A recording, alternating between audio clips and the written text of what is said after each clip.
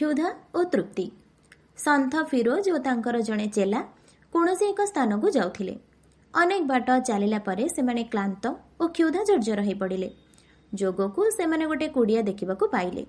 कुड़ियाटी देखि लगुला सेठारे बास करुवा लोक निज परिवार भरण पोषण लगी भी समर्थन थिबे। तेबे फिरोज को कथारे शिष्य जेतेबेले सेही घर को जाई भोजन और आश्रय मागिले, गृहस्वामी क्षुधार्त अतिथि को यथासंभव सत्कार कले एवं अतिथि को भोजन देले। किंतु से दिन से और तांका पत्नी उपास रहिले। यह देखि शिष्य फिरोज को पचारिला, एमती काहेकि हुए? भल लोके काहेकि जीवन में कष्ट पाती? फिरोज कहिले, भल लोके कष्ट पाती बोली तुमे भावुच काहेकि? आज राति रे तुमे सेई परिवार रे चलीथिबा कथोपकथन शुणिबाकु चेष्टा कर, तापरे बुझी पारिबो। फिरोज और शिष्य राति उजागर रही गृहस्वामी और तांका परिवार भितरे चलीथिबा मृदु वार्तालाप शुणिले। गृहस्वामी तांका पत्नी को पचारुथिले, उपास रे रहिथिबारु कष्ट होउछि कि? पत्नी उत्तर देउथिले, अन्य क्षुधार्थ को भोजन देबारे जो तृप्ति सेथिरे निजर क्षुधा रहे कोउठी?